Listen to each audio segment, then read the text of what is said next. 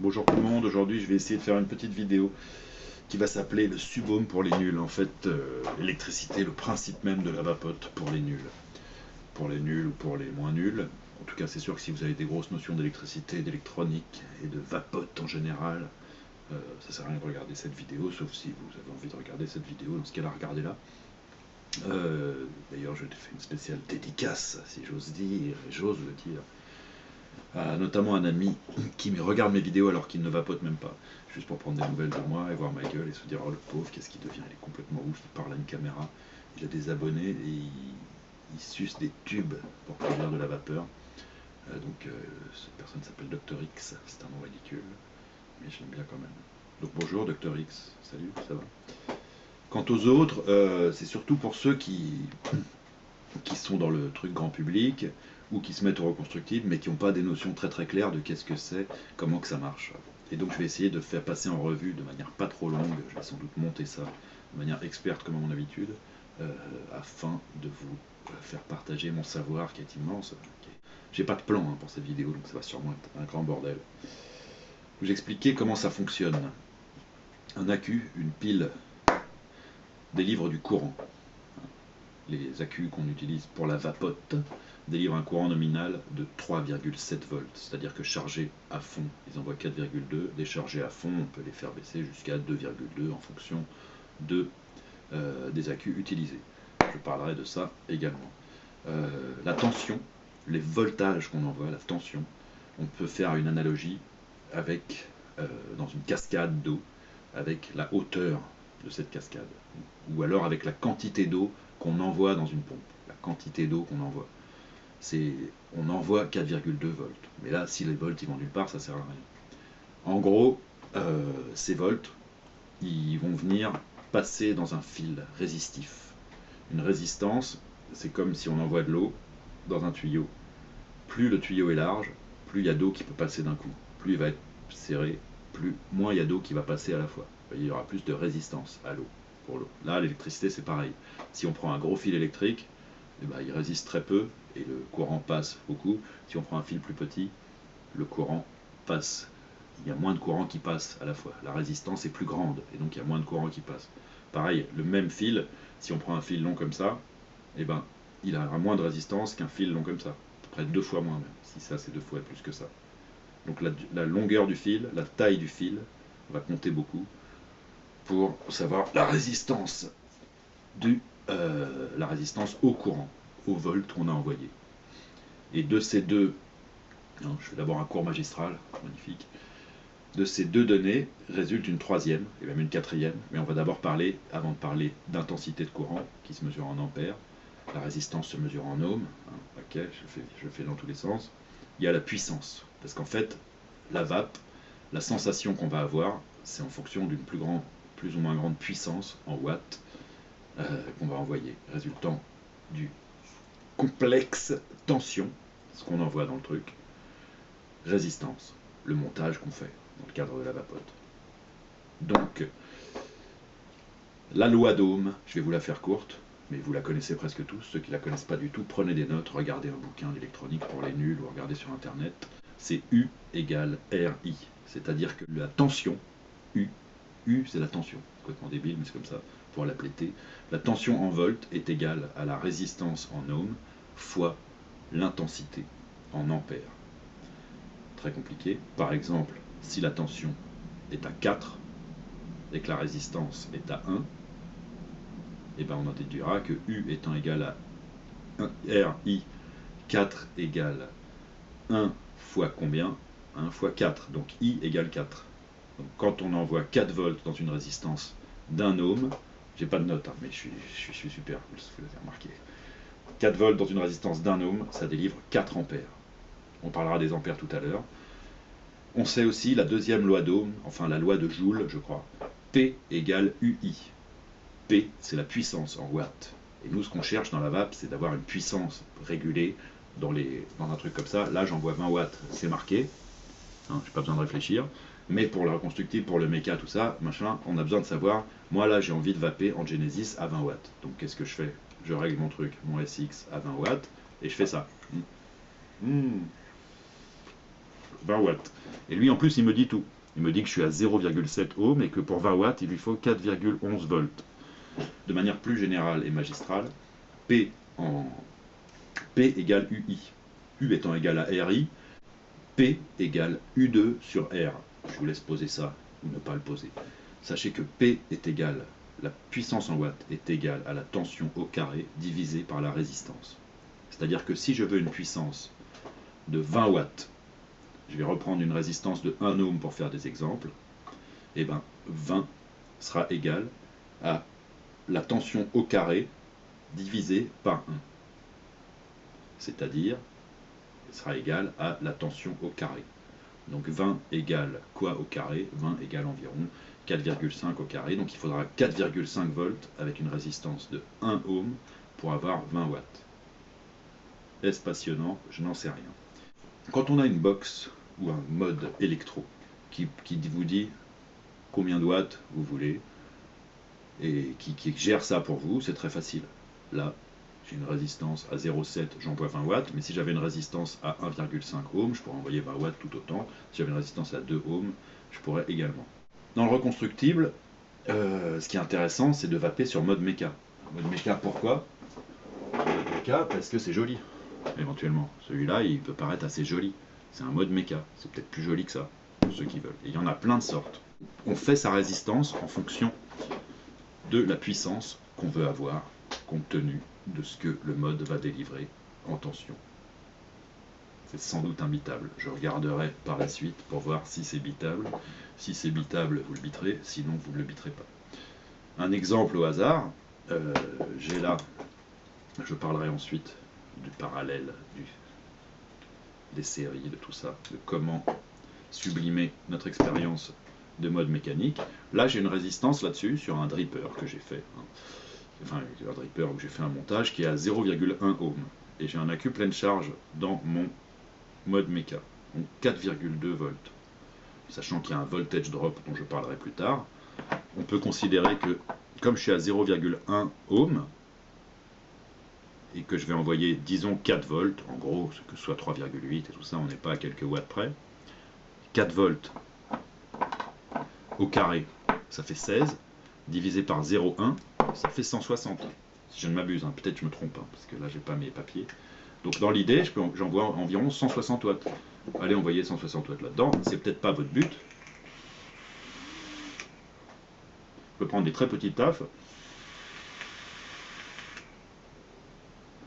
J'envoie 160 watts, 130, 120, peu importe, j'envoie du watt. J'ai décidé de faire une résistance très basse pour envoyer beaucoup de puissance avec un mode méca.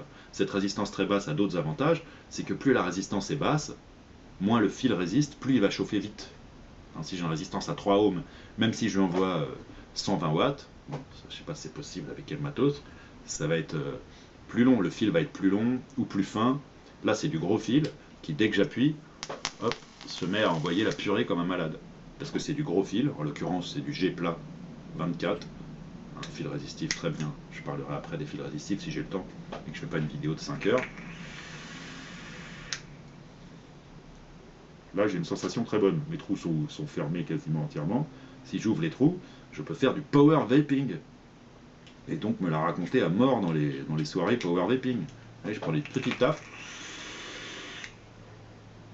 Il y a de la fumée qui sort, de la vapeur. Très différente de la fumée, j'en parlerai dans un second exposé, si vous ne m'en voulez pas. C'est que je peux faire des résistances très basses, qui notamment ne seraient pas acceptées par la plupart des modes électro, en tout cas ceux que je connais. Je ne connais pas grand chose en matos, moi. Il se trouve que là j'ai 2 machines de guerre que je vais vous présenter, peut-être aujourd'hui, peut-être dans une prochaine vidéo, et qui permettent l'une régulée avec un Raptor 120 watts, l'autre méca avec 2 gros accus en parallèle, de faire du subohm avec des box. Mais l'intérêt premier, c'est de faire du gros nuage. Certes, c'est joli, certes, d'aucuns le détractent en disant que ça se la raconte et que ça sert à rien, que c'est très mauvais pour la santé, je ne le nie pas. Personnellement, la santé n'est pas mon objectif premier dans la vie. Mais c'est une sensation assez agréable. Je l'ai déjà dit, je le répète, même très agréable.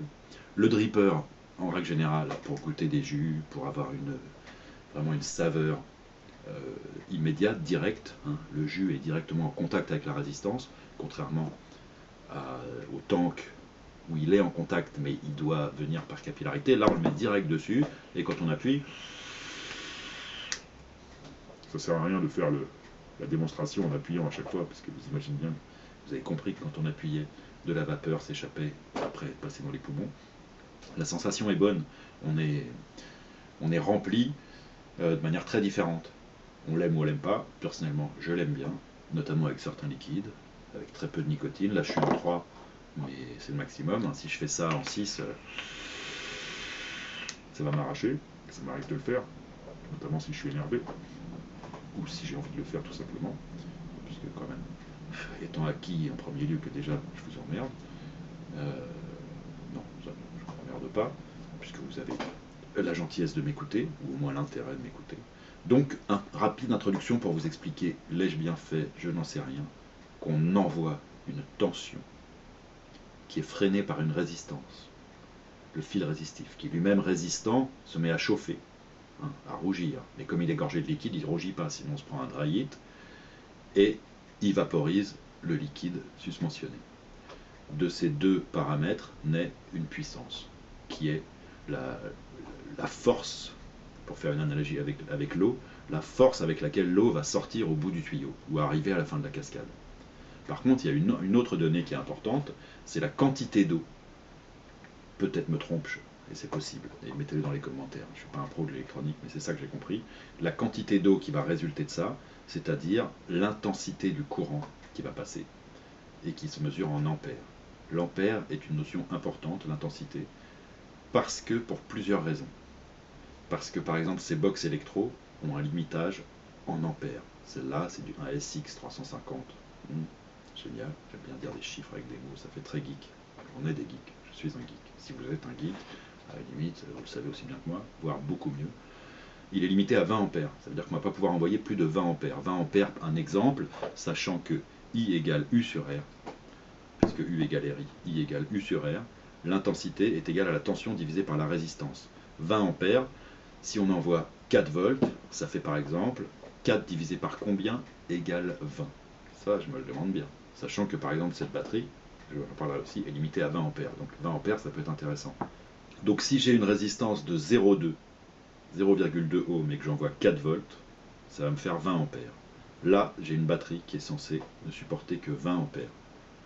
Et pourtant, j'ai une résistance à 0,1. Donc quand j'envoie 4 divisé par 0,1, j'envoie 40 ampères. Sachant que le voltage drop, que je n'ai pas encore évoqué, fait que j'en vois pas vraiment 4. Mais même si j'envoie 3,5, ça fait 35 ampères. Et bien pourtant, la batterie n'explose pas non plus en vol complètement. Par contre, si je me mets à chain VP comme un fou, parce qu'elle est pour 20 ampères en continu, avec des petits en pulse, ce qu'on appelle à un moment, elle peut envoyer plus que 20 ampères. Là, elle envoie plus que 20 ampères. On va faire après l'exercice pratique avec cette box, dès lors que mes accus seront chargés. Et ça va bientôt être le cas, pour voir quel est le voltage drop et combien ça envoie vraiment d'ampères. En tout cas, l'ampérage est important à connaître pour ne pas envoyer trop la purée. Parce que si par exemple, j'envoyais 4 volts avec 0,01 ampères, là, on est d'accord que ça ferait 400 ampères. Donc si j'envoyais une résistance de 0,01, ce qui plaît à d'aucuns, parce que les gens veulent aller toujours plus bas. Et c'est là où on va se mettre à parler de sécurité. Par exemple, j'ai cet atto là, mon gros atto en cuivre, qui au-delà d'être joli, il se trouve que je l'ai monté à 0,02 ohm, c'est-à-dire très très bas. Et bien 0,02 ohm, si je envoie 4 volts dans la gueule, et ben ça me fait quand même 200 ampères. Donc on est très très loin des 20 supportés, voire pour des grosses batteries comme ça, là, pour des batteries comme ça, ils nous disent qu'on peut envoyer 64 ampères en pulse, pendant 100 secondes, je sais plus quoi, 64 ampères, là on est à 200. Même si j'en mets 2 en parallèle dans mes box méca, comme je vous montrerai plus tard, vraiment quel suspense, ça ferait 128 max. Et bien 200 ampères, sachez que je les envoie sans problème. On peut les envoyer en faisant gaffe, toujours que l'accu ne se mette pas à chauffer avant de partir en couille, parce que la crainte, c'est que l'accu il parte en vrille. C'est-à-dire qu'à l'intérieur, il y a une solution chimique qui délivre du courant, qui délivre de la tension et du courant. Avant qu'il parte en vrille, il va quand même se mettre à chauffer, il ne va pas tout à coup exploser. À moins qu'il y ait un faux contact. Si je prends mon négatif et que je le lie au positif, là, ça va se mettre à flamber. C'est pas ça qu'on fait, là on lui demande juste un peu trop, et s'il part en vrille, il va commencer par chauffer. Quand ça chauffe, on calme un peu, on essaye d'être prudent, on fait tout notre possible, dans la mesure du possible. Donc, il est quand même bon d'avoir ces notions-là, de savoir combien on envoie d'ampères. D'autre part, là, sur les accus, il y a toujours marqué un... Ce qui est marqué sur les accus, d'ailleurs, est assez faux, a priori. C'est pas forcément toujours extrêmement fiable, mais là, celle-là fait 2100 mAh, par exemple. Celle-là fait 3100 mAh. Ça, c'est la capacité de l'accu. Ça veut dire combien il peut envoyer. Ça veut dire que lui, dans l'idée, en 1 heure, hein, il peut envoyer 2100 mAh. Si pendant 1 heure, on lui tire sur la gueule. C'est ce que j'ai cru comprendre. Bref, c'est peut-être pas ça. De toute façon, on va pas lui tirer. Ça fait 2 ampères 1. Il peut envoyer 2,1 ampères pendant 1 heure. Qu'après, il est déchargé et il ne peut plus marcher. Donc ça fait quand même pas mal. Donc cette capacité, plus la capacité de vos accus sera élevée, plus ils vont avoir une grande autonomie pour la même utilisation. Vous voyez. Mais souvent, quand ils ont un courant de décharge qui est à 30 ampères marqué, même si c'est faux, on prend ça comme base, et là 20 ampères, plus le courant de décharge sera élevé, moins la capacité sera grande. Vous voyez là, 30 ampères de courant de décharge maximum, qu'est-ce qui arrive? Personne. 2100 mAh de capacité. Là, 20 ampères de courant de décharge maximum, 3100 mAh de capacité. Donc les accus, hein, je prends mon petit appareil, et je vous montre que des accus, j'en ai acheté beaucoup, hein, de toute taille et de toutes sortes. Hein, sachant que là, il y en a qui sont en train de charger, sachant qu'il y en a encore partout, là, des accus, il faut en acheter, parce que acheter c'est génial, parce que ça permet de dépenser un peu l'argent qu'on a estorqué au service public éventuellement, enfin aux aides publiques, ou alors à notre employeur, comme on travaille. Donc on achète des accus, pourquoi? Parce qu'on en veut de différentes tailles, parce qu'on en veut de différentes marques, parce qu'on essaye différents modèles, parce qu'on a différents modes, et qu'on veut en faire différents usages. Donc c'est pas les mêmes accus qu'on va acheter pour une box, par exemple ma box régulée qui est limitée à 20 ampères, je préfère y mettre des accus qui vont me donner 20 ampères, mais qui vont avoir plus de capacité, pour que ça dure plus longtemps. Vous voyez ce que je veux dire? Au même wattage, avec la même résistance. Par contre là-dedans, où je lui envoie quand même de la purée, là-dedans j'en ai une qui est censée aller jusqu'à 30 ampères. Voilà. Et je lui envoie bien plus que 30 ampères, nous l'avons vu tout à l'heure dans la première partie de cet exposé. Comment faire pour avoir une basse résistance, puisque c'est le subohm, c'est comme ça que j'ai commencé. Le subohm, ça veut dire des petits ohms, en dessous du ohm, sous le ohm. Plus on va avoir un gros fil, moins il va être résistif, je l'ai dit au début. Donc c'est pas la peine d'essayer de faire du subohm avec du 0,20, hein, ou du 0,30. Parce que du 0,30, même si on fait 7 tours, il va y avoir quand même 1,3 ohm. Je dis ça un peu au pif, sur un axe de 3 mm. La taille aussi du coil va faire une différence. Plus le coil va être petit, plus évidemment la longueur de fil totale pour un micro-coil va être réduite par rapport à un gros axe. Donc plus le coil va être pour le même nombre de tours, plus il va être sur un axe petit. Vous voyez, on le tourne sur un axe, hein, le coil. Je ne vais même pas faire de coil, enfin, je vais faire un coil, on verra plus tard. Plus l'axe va être petit, moins il va y avoir de résistance pour le même nombre de tours. Personnellement, pour faire du 0,1, là, j'ai fait 2 coils, j'ai fait 2 fois 5 tours sur un axe de 3 mm avec du G plat 24. Ça fait 0,5. 0,50. C'est du 0,50. Il a un avantage énorme, le G plat, c'est qu'il est très souple, qu'on le tourne et qu'il reste en forme, il est super bien à travailler, il chauffe très très vite. J'aime bien. Donc là, 2 fois 0,50, un double coil de 2 fois 5 spires sur un axe de 3 mm, j'arrive à 0,1, pour vous donner une idée. Si je voulais descendre plus bas, qu'est-ce que je ferais? Soit je ferais des spires un peu plus petites, enfin un axe plus petit, soit je me ferais moins de tours, soit je prendrais du fil plus gros. Voilà, et j'aurais encore moins de résistance. Par contre, quand on veut descendre très bas, je préfère avoir un axe assez gros pour avoir pas mal de coton dedans, parce que évidemment ça chauffe très fort, hein. Ça chauffe tout de suite, ça pétarade. C'est pas comme quand on vapote sur un Genesis, hein, évidemment. Ça pétarade beaucoup plus vite, et du coup c'est bien d'avoir une bonne réserve de coton. Pareil, il vaut mieux avoir un gros dripper comme ça qu'un petit dripper comme ça. Là j'ai fait un montage, j'ai voulu faire un montage en 0,3, j'ai pas réussi. J'ai fait juste 5 tours de G plat, 5 tours de G plat en single coil, et je suis quand même à 0,15.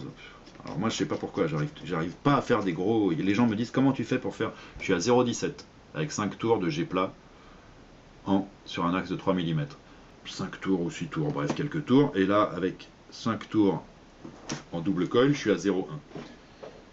Donc voilà les manières de faire, toujours en restant prudent, d'avoir toujours un trou quelque part dans le mode ou dans la box en cas de dégazage de la queue. Le dégazage, ça veut dire qu'elle s'emballe, j'ai dit, et que ça part en couille et que ça fuit, et donc ça fait une grosse pression, parce que ça fuit et ça fume, ou je ne sais pas, j'ai jamais eu, mais en gros c'est ça dans le principe.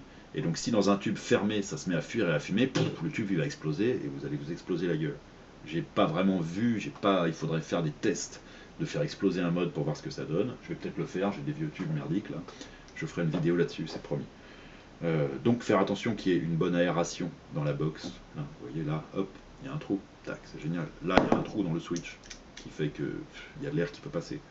Moi, là, j'ai fait des petits trous dans ma box, voire je vape ouvert. Bref, en cas de dégazage, qu'on laisse le dégazage, le gaz, je ne sais pas ce qui sortira à ce moment-là, sortir librement pour pas se faire péter la gueule, ce sera mieux. Et ne pas laisser fuir sur nous parce que ça brûle, parce que c'est brûlant. Mais voilà, je tourne en plusieurs fois parce que voilà, parce qu'il fallait que mes accus chargent. Donc, on va voir maintenant nos autres notions. J'ai fabriqué ici une box méca, ça s'appelle comme ça, grâce à un site merveilleux, un site français qui s'appelle Mondevap, et grâce aussi à l'aide d'une page Facebook, figurez-vous Facebook, qui s'appelle BHM, Box Homemade, où il n'y a que des gens qui font des box, surtout méca, mais aussi des régulés. Dès que je suis arrivé dans un problème, dès que j'ai eu un problème pour monter mon truc, je ne sais plus si c'était avec celle-là ou l'autre, je poste sur le truc, direct il y a quelqu'un qui me répond, qui m'aide, il s'envoie des schémas, il nous aide beaucoup. Merci vraiment, big up comme dirait l'autre à BHM, Box Homemade, David, Niglo et David, un autre David qui m'ont beaucoup aidé.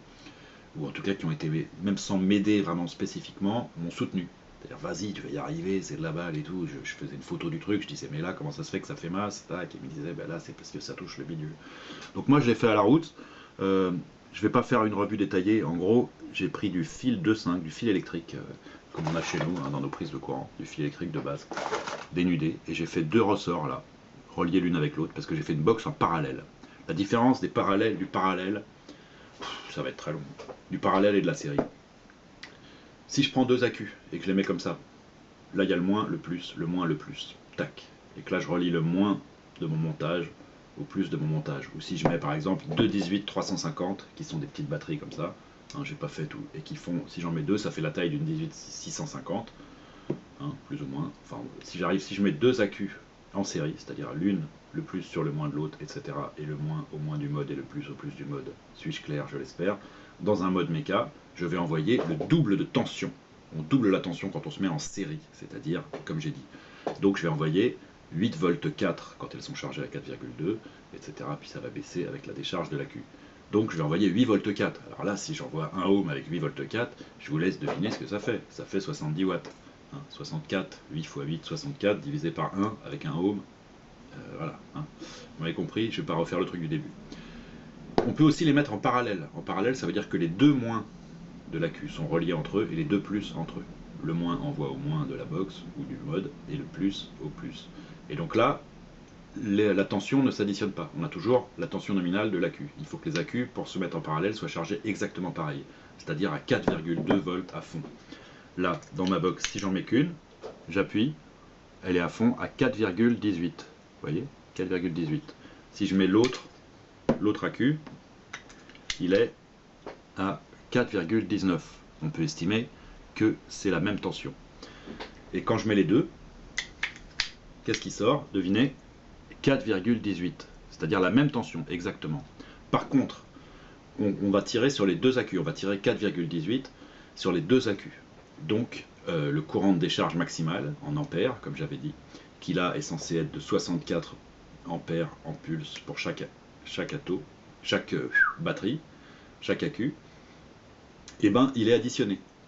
La capacité qui là en l'occurrence est censée, encore une fois, méfiez-vous de ce qui a marqué des normes constructeurs, est à 3500 mAh. Si j'en mets une comme ça, je peux vaper. Et alors d'ailleurs, je fais un aparté très rapide, mais qui n'a rien à voir. Je vous parlais de mon Genesis sur mes modes électro. Moi maintenant, sur mes Genesis, je fais des résistances à 0,7. Hein, je l'ai dit depuis longtemps. Mais pourquoi, me direz-vous? C'est parce que je peux le vaper à 20 watts sur mon électro, mais je peux aussi le vaper à 20 watts sur mon méca, puisque si j'envoie 4 volts, 16 divisé par 0,7, ça fait environ 20 watts. Enfin, il me demande, ouais, non, 4 volts 11. 4 volts 11 pour envoyer 20 watts en 0,7. Et là, si je le mets là, vous vous rappelez que j'étais à 4,18. Déjà, si je prends une taf, comme ça, j'ai la même sensation qu'avec l'autre, ça m'envoie 20 watts, puisque avec un accu, qui était à 4,18, bon, hein, c'est à la route ça, et ben maintenant il est descendu, il y a un voltage drop, parce que forcément, le fil est résistif, la résistance fait qu'on ne peut pas tirer tout à fait tout ce qu'il y a dans l'accu. Donc je lui demande 4,18, il me donne 4,03. Par contre, si je mets les deux en parallèle, je vais tous azimuts, il ne va plus me donner 4,03, mais il me donne 4,09. Pas une grosse différence, parce que c'est une grosse résistance de 0,7. En tout cas, l'intérêt sur du reconstructible, même sans vaper, a des grosses puissances, comme moi pour le Genesis j'aime bien entre 15 et 20 watts, c'est que si je fais mes résistances à 0,7, parce que je choisis de les faire à 0,7, personnellement, je ne vais pas le répéter, mais je le répète quand même, je prends un bout de câble, une chaussette en gaine de silice Favier, et je fais 3 tours de Cantal 0,30, j'arrive à 0,7, 0,8. Par contre, si je prends un truc de très basse résistance, par exemple le Zénith de tout à l'heure, je revérifie devant vos yeux éberlués, devant tant d'atermoiements, c'est vrai que c'est long, hein. Enfin je sais pas encore, je vais pas monter, mais ça risque d'être long. Lui il est à 0,09, j'avais dit 0,1. 0,09, donc là disons 0,1, si j'envoie 4 volts, 4 au carré divisé par 0,1, ça fait 160 watts. On est d'accord que si lui il veut bien m'envoyer 4 volts, je vais taper 160 watts réel, puisque là le voltmètre qui est embarqué dedans calcule la tension avec le voltage drop. Le voltage drop étant la baisse de tension due à divers facteurs qui sont la conductivité du mode lui-même. Là en l'occurrence c'est que du fil de cuivre en 2,5, donc c'est très conducteur, hein, du cuivre de grosse section, donc très peu résistif, et la résistance de l'atomiseur qui fait baisser ce qu'on peut lui demander. Là, si j'appuie, il m'envoie 3,85. 3,85, je vais faire un rapide calcul devant vos yeux, toujours les mêmes, puisque vous, vos yeux ne changent pas, enfin ils passent du stade de l'étonnement. 3,85 réel. D'ailleurs, on va voir ce que ça donne. Ça envoie la méga purée. 3,8 au carré.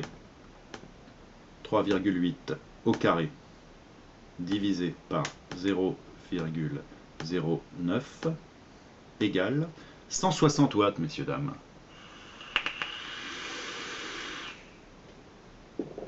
160 watts réels. À ceux qui se demandent pourquoi une telle débauche de watts, moi je vape tranquillement à 12 watts sur mon Nautilus, c'est autre chose, c'est différent. C'est pas que je veux me la raconter, c'est que j'aime bien la sensation d'avoir une vape directe, forte comme ça, et me remplir. J'ai sans doute des problèmes. Donc là on voit le voltage drop.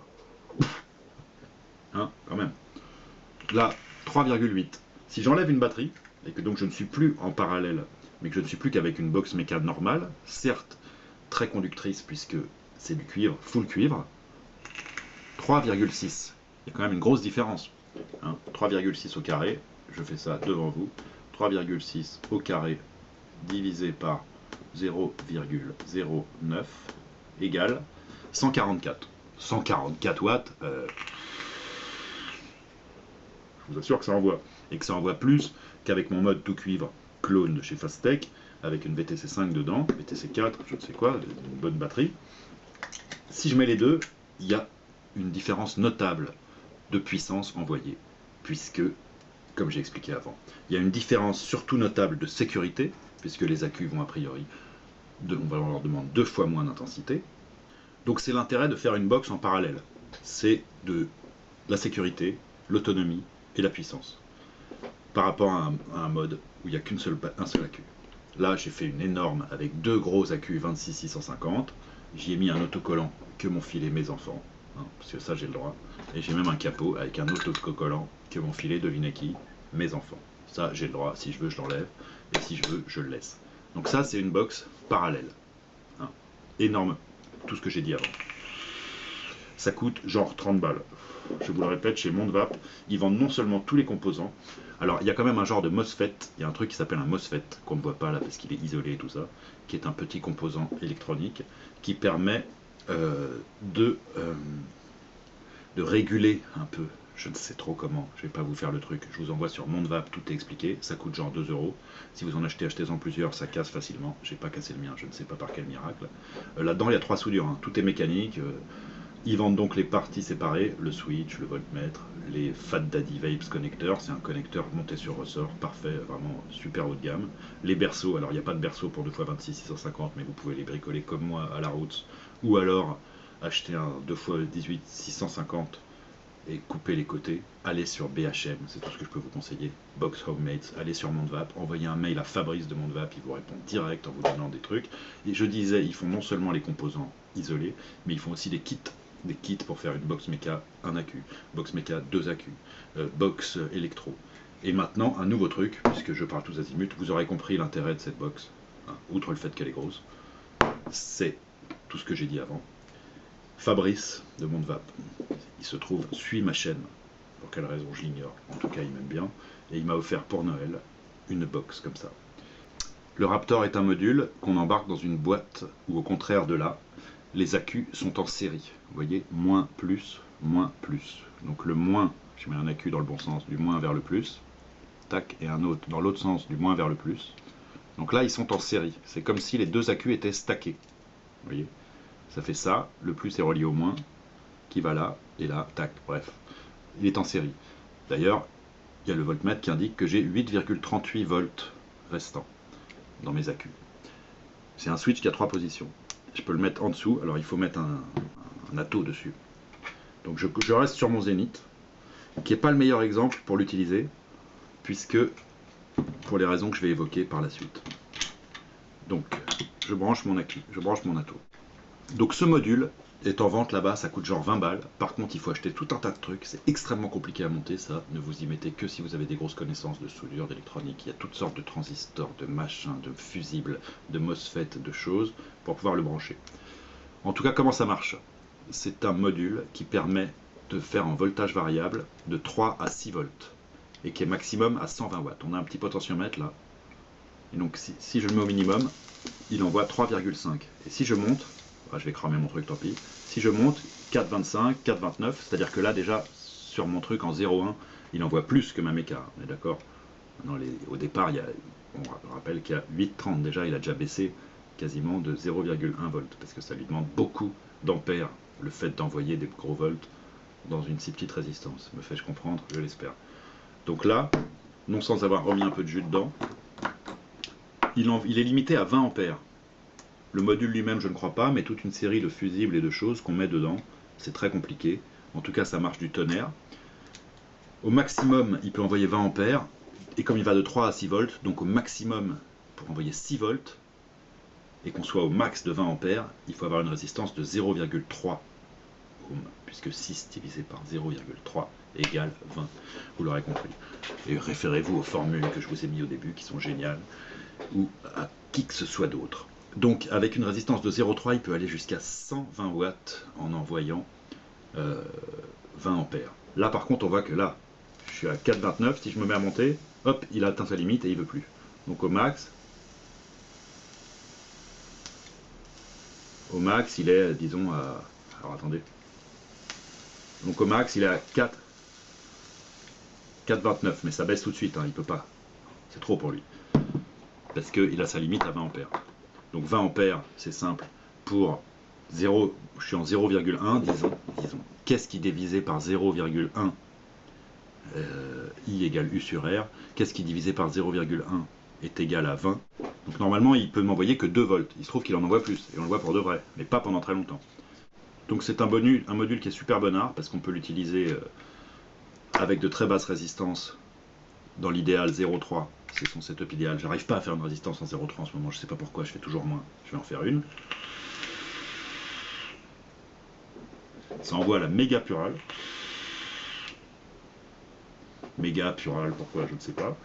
Mais on peut aussi très bien l'utiliser avec un Genesis, avec un Nautilus, avec ce que bon vous semblera, sans envoyer trop.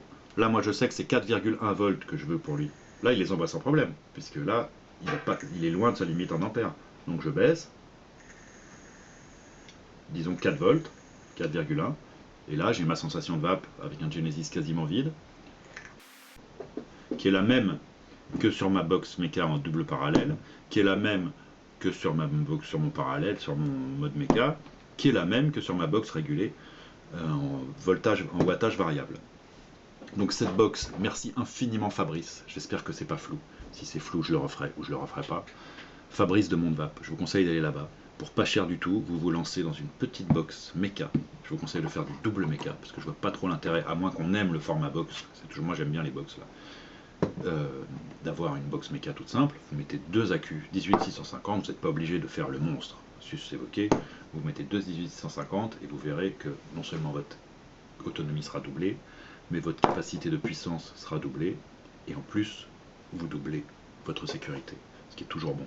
Hein, parce que moi, je suis en train de faire une vidéo là en vous disant le subhome pour les nuls, et effectivement, moi, je suis un noob du subhome, et quand je vous dis, je vais à 0,01 à 0,1 ohm dans un mode méca, en plus un clone de Fastech avec des batteries dont on ne sait pas trop quel est le courant de décharge maximum réel, c'est pas hyper sécure, c'est pas un bon exemple à donner à la jeunesse. Hein, maintenant, la jeunesse fait ce qu'elle veut, hein, autant qu'elle vape avec ça, plutôt qu'elle aille se prostituer dans les coins sombres pour quelques grammes de crack. Mais c'est pas tellement mon problème, hein. Moi je suis pas non plus l'exemple, je vous dis pas suivez-moi, envoyez-moi éventuellement tout votre argent, évidemment, venez me voir nu sous vos vêtements, tant que ça vous chante. Maintenant, quitte à faire du subhome, autant jouer la sécurité. Et je vous assure que, autant ça, la série, a priori, c'est un truc où les accus peuvent partir en vrille, de ce que j'en ai entendu, plus facilement qu'en parallèle. Par contre là, il y a moult protections qui ont été faites là par un modeur. J'ai enlevé, il y avait un truc de protection, un truc très joli, carbone, mais il se trouve que c'était galère pour le potentiomètre. Bref, ça a été fait par quelqu'un qui sait faire le truc, hein, avec switch à LED en plus, super joli, voltmètre, machin. Combien il me reste là? 8,26, vous voyez que ça baisse vite.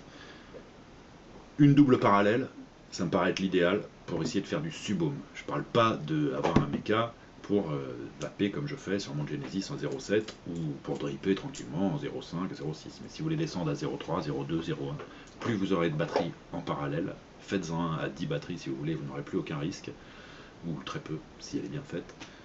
Enfin bref, c'est beaucoup trop. Ça nous fait gagner en sécurité largement d'avoir deux batteries en parallèle, en sécurité et en puissance. Là je dis, le voltage drop est moins gros. Les gens, les reviewers professionnels de mode méca calculent le voltage drop de chaque mode méca en fonction de sa conductivité, dans quoi sont les contacts. Là c'est un truc, un clone, n'empêche que tout est en cuivre. Les contacts sont en cuivre, le mode est en cuivre, le pin là-haut est en cuivre, donc c'est la meilleure conductivité que je sache, à part l'argent et l'or peut-être. C'est un bon mode méca au niveau voltage drop. En plus, je trouve que ce clone est plutôt bien fait. Le Morpheus de chez Fastech pour 15 balles ou je ne sais quoi. Avec un truc en cuivre au-dessus, alors là c'est carrément connectique de la mort. Mais avec du 2.5, comme je vous ai dit, je ferai peut-être un tuto sur comment en faire une, parce que je compte en faire une deuxième. Pas celle-là, celle-ci.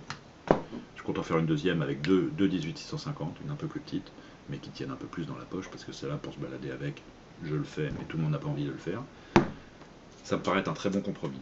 J'espère que cette vidéo aura été utile le moins du monde, à ceux qui n'y connaissaient rien, aura éventuellement amusé mon ami Dr X, et éventuellement d'autres amis, aura éclairci quelques points sombres pour ceux à qui il en restait. Espérons que cette vidéo fera exploser également le chiffre d'affaires de Mondvap. Je le remets. Parce que Mondvap, à l'époque où j'ai commencé le do-it-yourself, je ne vais pas vous ressortir mes boîtes, référez-vous à mes anciennes vidéos, j'ai fait toutes sortes de boîtes, méca, OKRT6, OKRT10, avec des petits modules de l'époque, des trucs que j'achetais sur eBay, tout ça. Mais à l'époque, je faisais beaucoup, je cherchais pas du tout le subhome. Donc j'avais des 14500, vous connaissez ces batteries, des toutes petites batteries qui ont la forme comme les AA, quoi, mais qui ont par exemple celle-ci, un courant de décharge qui est à 900 mAh. Et qui, comme c'est des lions, elles ont un courant de décharge maximum bien inférieur, peut-être 1 ampère, 3 ampères, 4 ampères, je sais pas.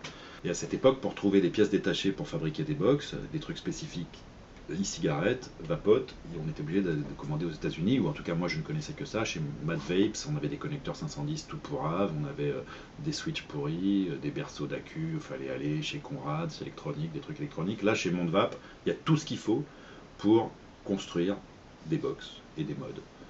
des connecteurs magnifiques, Fat Daddy, c'est pas cher en plus, c'est-à-dire que cette box, je pense qu'il y en a pour 30 balles, je dis un peu au pif. Celle-là, la Raptor, alors j'ai pas leur site, mais allez-y, Mondvap, allez-y vraiment, c'est super beau. Il y a plein de trucs, les kits sont proposés, les pièces détachées, après vous niquez votre Switch, boum, vous rachetez juste un Switch, ils vendent des câbles de toutes les tailles, des berceaux d'accu, toutes sortes de choses, des Switch à LED, hein, là je sais pas si j'ai montré, mais là quand on appuie ça s'allume, c'est la folie, quand j'appuie là, tac, ça s'allume.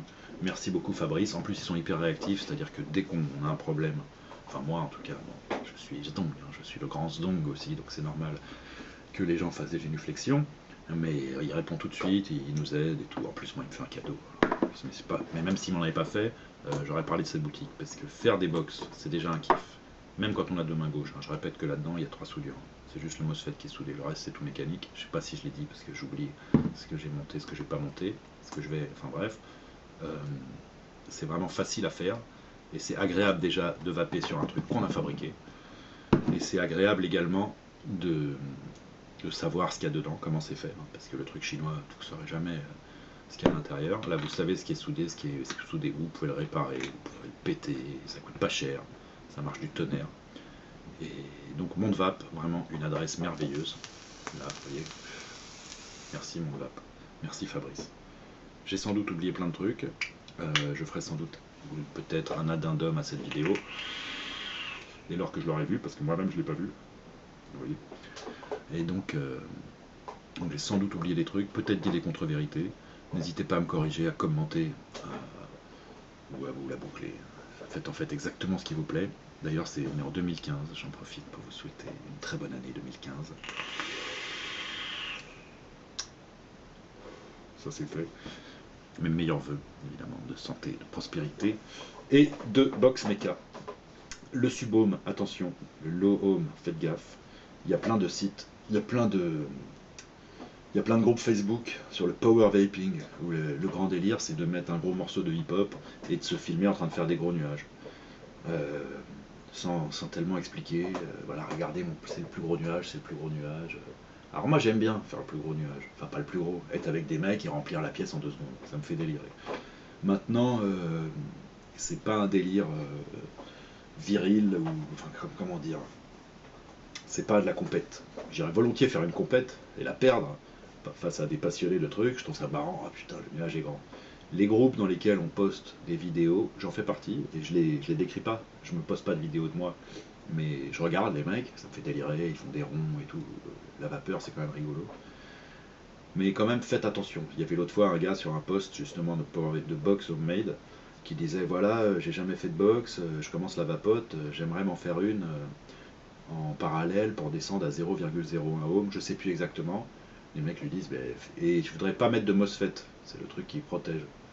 J'y connais pas grand chose, hein. Je fais un exposé rapide parce que les gens me regardent. Il y a des gens qui connaissent beaucoup mieux, mais les gens ne les regardent pas forcément. Faites attention en vous lançant là-dedans, c'est pas anodin, hein. Moi, jamais rien ne m'a pété dans la gueule, mais le jour où ça le fera, ce sera fini de vous gargariser de mes vidéos. Donc voilà, autant prendre un cutter et le reposer. Je vous souhaite un bon début d'année 2015, sauf si évidemment vous regardez cette vidéo en 2016, auquel cas ce sera complètement débile.